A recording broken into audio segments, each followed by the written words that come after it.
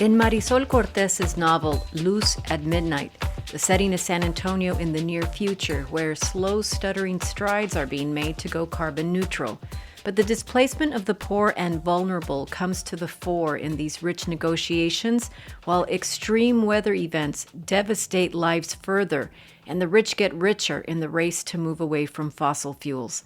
The author has said she wanted to write a novel that was both speculative and plausible, steeped too in the history of San Antonio, including its long story of social movements. The novel offers a world of insights on environmental justice that remains a story about love, too. This is Book Public from Texas Public Radio. I'm Yvette Benavides. I spoke to author Marisol Cortez about her novel, Luz at Midnight. This is a little section from a chapter called Luz is Born. It isn't clear who Luz is. In the excerpt, know that she is a street dog who's being born in a lightning storm in Breckenridge Park. Dark and profound, she did not have an idea of Luz before birthing her. Not even she knew why it happened, or why it happened where it did. La Brackenridge, near the river, not far from where the springs began, their dry mouth tucked deep within the pocket of the nuns' campus, not far from the zoo, across from where the city people had long swept their stray animals into a pile for incineration, and where midnight cars subsequently stopped to dump their unwanted litters. Not far from where families barbecued on Easter Sunday, camping in their cars the night before so they could stake out a choice table. Why and where were the sketchy parts? Neither she, nor the equationists, nor the poets could have explained that. How? Maybe. Something about the way pieces of ice in a cloud became polarized during a storm, positive and negative energies pulling apart as particles collided. A cloud battery, in essence, searching for a circuit as the people of the city below rushed to their sagging porches and dusty driveways to witness a promise of the first rain in many months. To feel the wind tear wildly at their clothes and hair, to feel an ambient wildness answered by a presence within, part exhilaration and part terror. Something or someone searched for them, turning them out of doors to see for themselves despite warnings, shooing them back inside with a broom like children or kittens. What was going to happen? She rolled into the city from the north, restlessly, searching for grounding, for a meeting with something or someone she didn't know yet. How would she know what she was looking for then? It must be that whatever, wherever, whoever she met was what she was supposed to meet. Maybe it mattered, but maybe not. She was furious, frantic with pent emotion, arms surging and summoning like a conductor. With all of her strength, she forced apart the sticky, crackling energy of the ground itself. She pulled its buzzing sparks of amber upward through the air, sucking quicksand through a straw.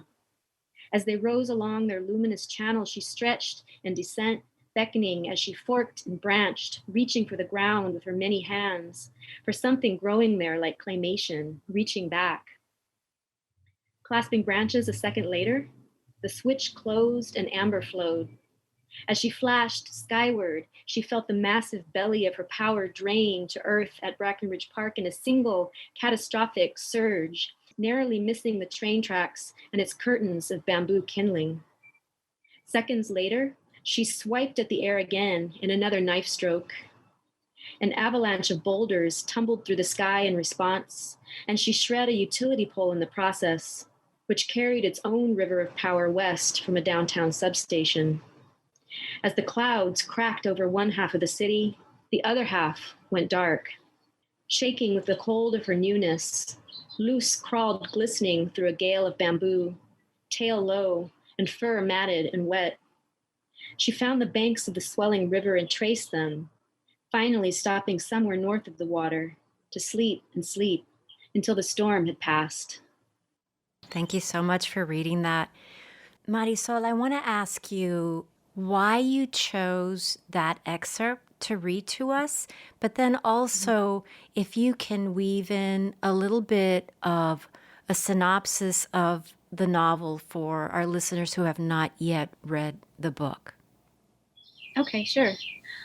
part of my selection of that piece was super, super, super pragmatic. It was about looking for a passage that could stand for this really long book in a very short amount of time, but also kind of symbolize the story as a whole. And so that passage in particular, I think, for any reader who is wondering what Luz is or who Luz is in the title, that passage also kind of gives an introduction to that really critical piece of the story. I mentioned in case it isn't too obvious in that little segment, Luz is a street dog who is, the reader sort of being asked to suspend disbelief that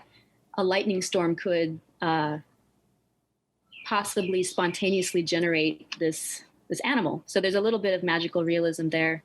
But it takes place in a part of the city that is near and dear to my heart, near where I grew up, which is Breckenridge Park, which of course is very historically and spiritually significant to the city of San Antonio. So it's also, I selected that piece as well because it is a book that is so much about place and the politics and the history of a place, and also our deep spiritual connections to the land itself in this place. And so that passage, I think,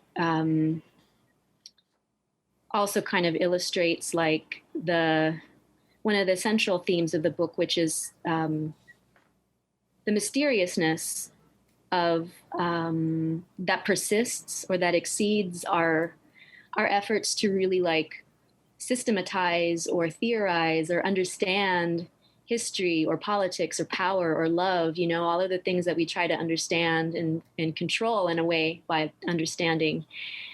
Nonetheless, there's something something mysterious that will always sort of like, exceed our efforts to do that, right? And so that's Luz as well. She's the street dog who's generated in a lightning storm related to climate change in this very, significant part of the city, which was also the place where people would dump animals, and the city would get rid of its stray animals there. But then she's also this element of chaos or randomness, or just sort of the animating principle of the universe, right? Like it's a book about what makes things happen the way they happen. Like, why do we cross paths with people? What makes power work the same, the way that it does and produce the same outcomes again and again? What is the element that can disrupt those orders, which can disrupt power, which can disrupt our lives for better or worse, on a personal level? It's a very short passage that does a lot. It really does. And it's so profound. It's such a gorgeous piece. Your writing is so lyrical and so beautiful for page after page. And then at the same time, there's something else going on that's so interesting. So with this idea of power, as you say, there is the power of love here. There is a love story here between the characters of Lali and Joel. And it's a story about a lot of other dramatic subjects, but at the heart of it is this really complex discussion of environmental justice issues, of climate change. And Lali is an organizer. It's like a deceptively simple idea on the surface to just, sort of look at it. Oh, this is a book about San Antonio and there's a love story. Oh, but there's so much more going on around the issue of climate change. So I want to ask you about this, about your background. How did you become so passionate about these climate change issues that are really running through this, what's a work of fiction, right? But that still has a lot of elements of things that are all too real. Like, I was politicized probably early on as a young person, as a teenager. most profoundly around environmental issues. Well, I was just out of my teens. Um, with the PGA, actually, the Professional Golf Association village that was proposed over the Edwards Aquifer, like, 20 something years ago. Um, I had already sort of been an environmentalist in a more traditional sense of, uh, doing stuff around recycling or thinking about overconsumption of resources, kind of like that kind of environmentalist. But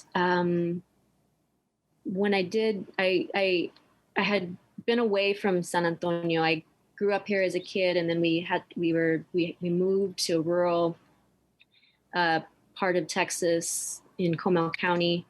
But then I came back to San Antonio after college, and that's where I got very involved in the PGA Village campaign that was going on here, and that really opened my eyes, not just to environmental issues, but the way that environmental issues are always bound up with these histories of racism, histories of economic injustice, histories of gender oppression, histories of colonialism, right?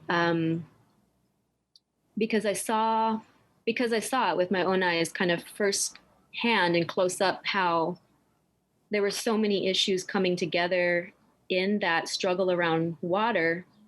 It was an environmental struggle over water, over the protection of the aquifer, but at the same time, it was also about questions of disinvestment, where money gets spent, which parts of the city receive funding for infrastructure, right? Historically, and which have not. It was also, I went to some of the court hearings. I think when there was a court case filed against the project, and I saw the way the white male lawyers representing the developers treated the legal team that was representing the community interests in stopping the project, which were Chicanas. They were Chicana lawyers. The way that they were talked down to, the way that they were treated sort of condescendingly. So that's really, I think, where that initial kind of like spark or passion, which was not just an emotional passion, but it was an intellectual passion as well. Like, what is going on here, and what explains it, and what is the history of this? At the time I was involved in that struggle, I already kind of knew I was about to leave San Antonio again. I had been accepted into a graduate program in California. And so I went to school, and I studied environmental justice history. I learned that there was even a word for what that struggle was. Like, I didn't know at the time that I was involved in the PGA this is what we call this. We call it environmental racism, or we call it colonialism. Like, I didn't know that. So I learned some of that stuff in school. And then came back to San Antonio after I was finished with my graduate program, and kind of fell into like climate organizing a little bit by happenstance. Like, there was a job opening at a local grassroots group, and they had gotten funding for specifically a climate justice organizer. And I applied and got the job. And so my understanding of climate actually kind of happened. It was a sort of like crash course on the ground of like organizing specifically around the South Texas nuclear expansion about a little more than 10 years ago. That was sort of my introduction to like climate politics and climate justice specifically. Mm-hmm. Well, you say something so interesting about this idea that you didn't know there was a word for it. Yeah. And I feel sometimes like there's an issue there with how we don't have a language sometimes to talk about these persistent problems. I mean, I've read plenty of novels that are described by publishers as climate change novels, but I truly have not read one that came close in terms of depth and breadth like this one. And I feel like there's something that happens here, that you're telling these vitally important stories about climate change through fiction rather than nonfiction. Even though there are elements of history and nonfiction stories about San Antonio woven into the fiction here, but that can help the average person in regards to finally accepting that we're in it, that we're living through it right now, and there really can't be any denying it. Like to give it a name, to know what the word is, but then to have these stories that you've witnessed, you've observed, you've heard, you've experienced, you've seen all around you, and to tell them through a work of fiction. Like, how did you, with this background that you have, how did you settle on, like, well, this is going to be the way I get this particular message out, is through this, 450-page novel? Yeah. How did you Gosh. come to that point? I think one of the things fiction, I didn't realize what I was writing when I started. That's one answer. I didn't realize what I was doing when I started doing it. It was more like this thing was just coming out of me, and I was just stepping out of the way. Although I did, when I started kind of writing, kind of storyboarding ideas, putting little scenes down on note cards and rearranging them and figuring out that, oh, this is like one story, I did kind of realize that it was going to be a work of fiction, but I really held off for a long time calling it that because I was worried that if I called it that, it would stop coming out. Scare it away. Mm-hmm. But the other thing too, I think what fiction can do that nonfiction can't, and that organizing can't, and that academic writing can't, is it doesn't have to, like, the origin of the book, the origin of everything that I write creatively is my uncertainty, or is a question that I just can't figure out for myself. It's a working through of what we don't know in a way that you really, like, politics proceeds from conviction, right? Like, we have the analysis and we know what to do about it. Academic writing is a lot the same way. Like, we have an argument we're trying to make. We're going to make that argument about what it is and what we're going to do. Nonfiction, kind of similar. Everything proceeds from certainty, but fiction can proceed from and actually be driven by, like, uncertainty, and it doesn't have to be closed off at the end either. Like, I don't know that the book, I think there's a pressure, I think, especially with, like, climate change fiction or environmental justice fiction or environmental fiction, to think that this is the way that we kind of process, and it is, this question of, like, well, what do we do? Mm-hmm. But I don't know that the book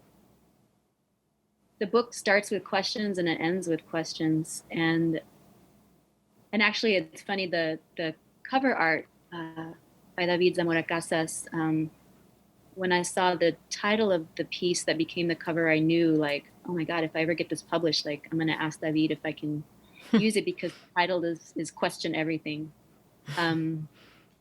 I think I've been reading actually some academic work by a scholar named Nicole Seymour, who is a queer ecologist, or a queer theory. She kind of combines queer theory and environmental studies in interesting ways. And she has this book called Bad Environmentalism, or Bad Environmentalists, or something like that. And she and other people have made this point that, like, we assume in environmental movements that, like, knowledge is going to be enough. Once people know, what's going on, once they can give it a name, they're going to know what to do. And if we just tell people what's happening, if we just tell people, like, that knowledge is going to fire them up. But actually with something like climate change, like, research has shown that knowledge is actually paralyzing. The more we know, the more we're like, like, what can we do? And so that action, her suggestion is like, well, maybe action doesn't require knowing what to do.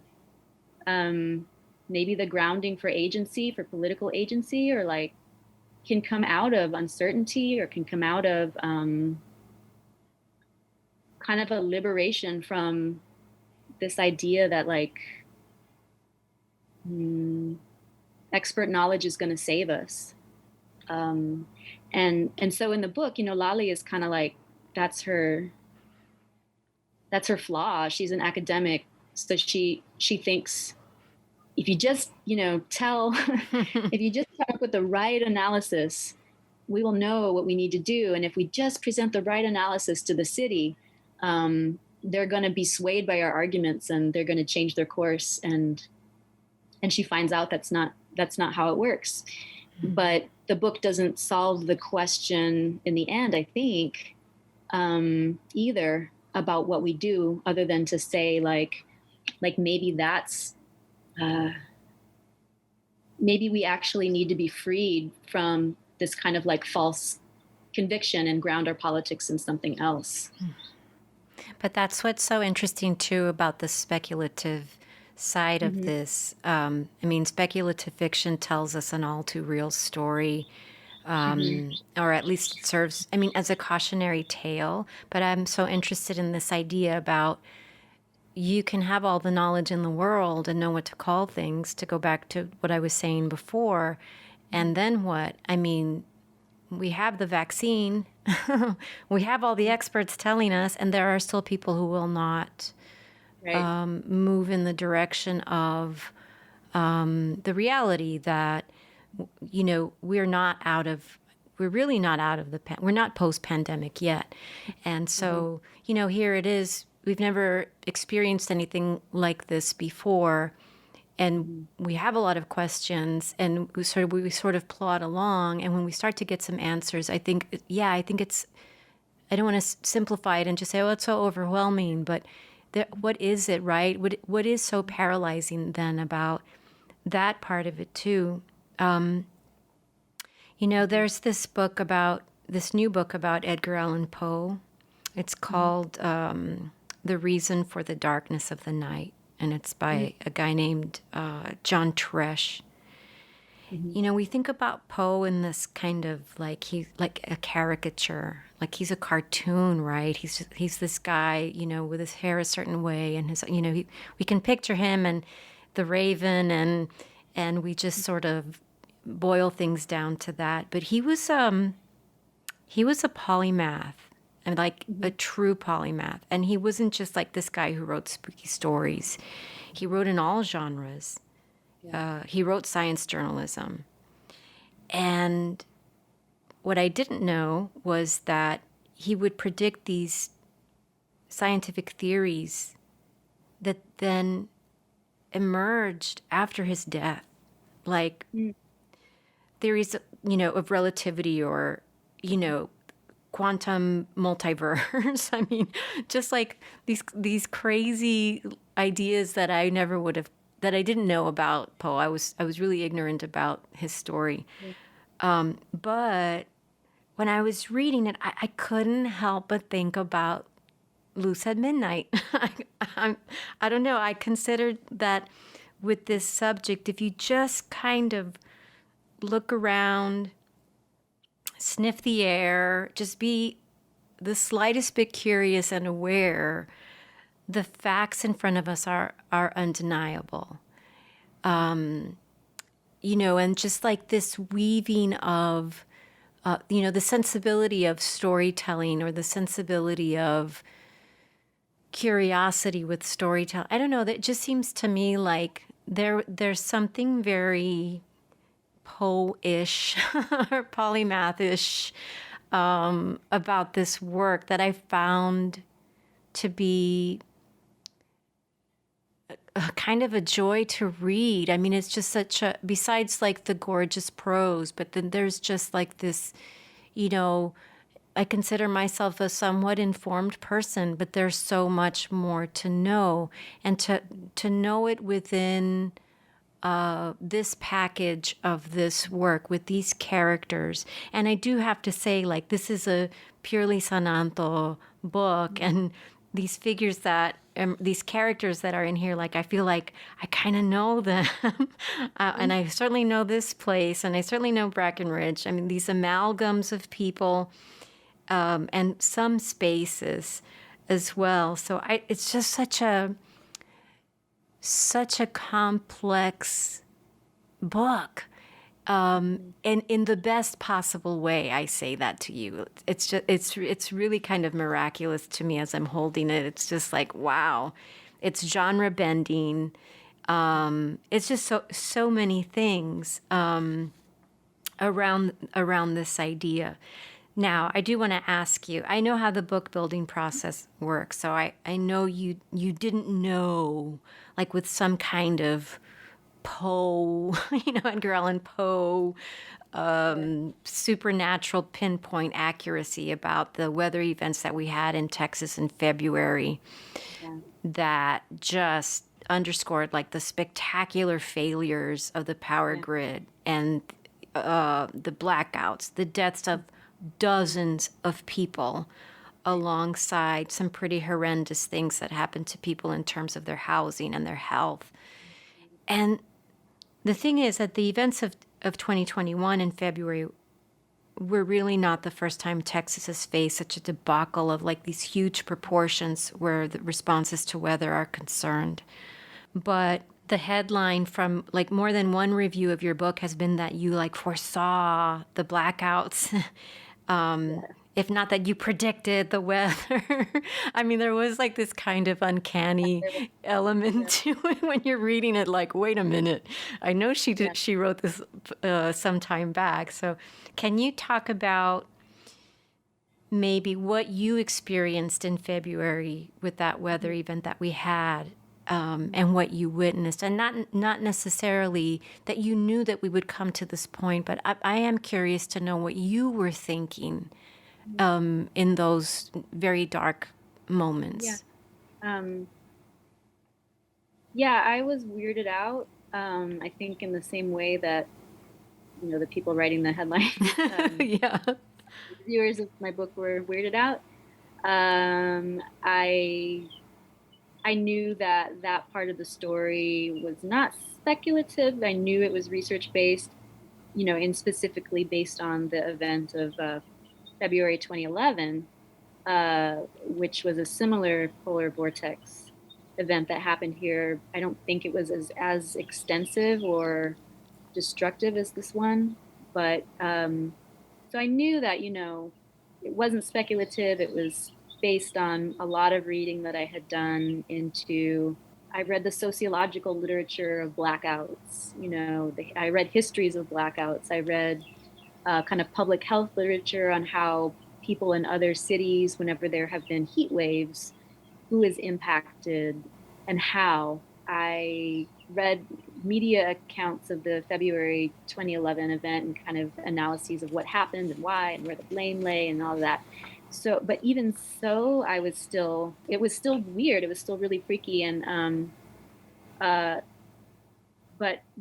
when we were living through the freeze and we, I don't know, it must be where we live. We were lucky to not lose power. We did lose some water access, but not to the point where we had like no water. But when we were living, but still, it was really hard and it was really stressful. We live in an older neighborhood. We live on the near southwest side, in an old house built in 1940 that doesn't have central heat and air, and is hard to keep warm and it's hard to keep cool. So we were. I think when it was that I knew that something big was happening was when we beforehand, before the storm came through, we went out to try to get some space heaters because we only had like one working space heater and our oven. And there was nothing. There was nothing in the stores. And I was like, oh my God, like something, this is bad. Um, we did manage to get some space heaters from some friends. And then we just like basically stayed in one room of our house like for a week because that's where the space heaters were.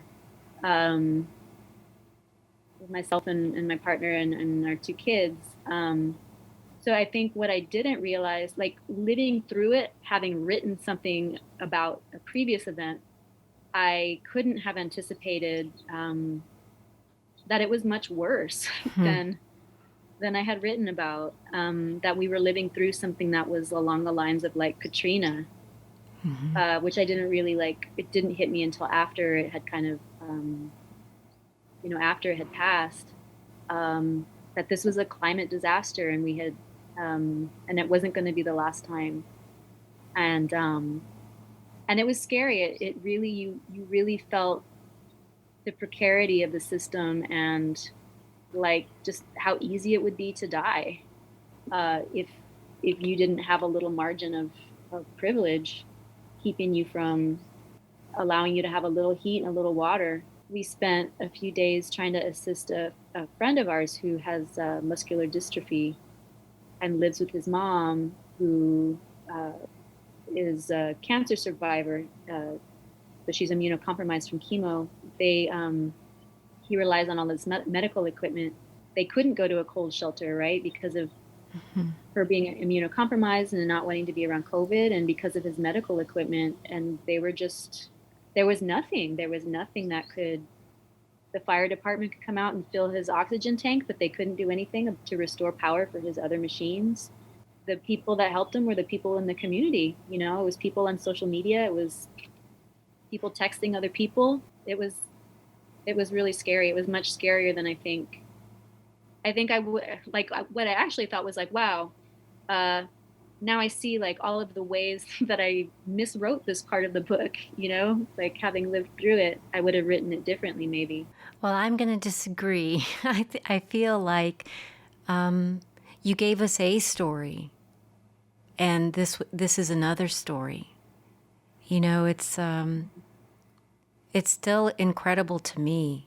I mean, the details that you're sharing right now, it's incredible that in 2021 we would be enduring this, that your friends would be enduring that they would, they would still have to find a way to subsist in their houses because of these health issues that they have.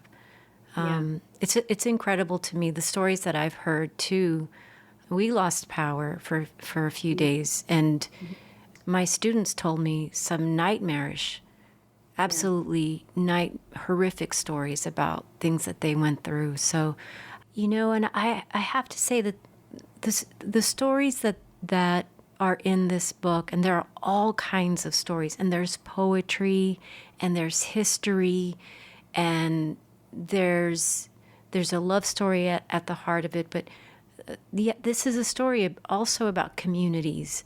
And you've been on such a long journey with this book and these issues that I just feel like when I heard the news about this major award that you received for Loose at Midnight from the Texas Institute of Letters, I just wondered about what was going through your mind.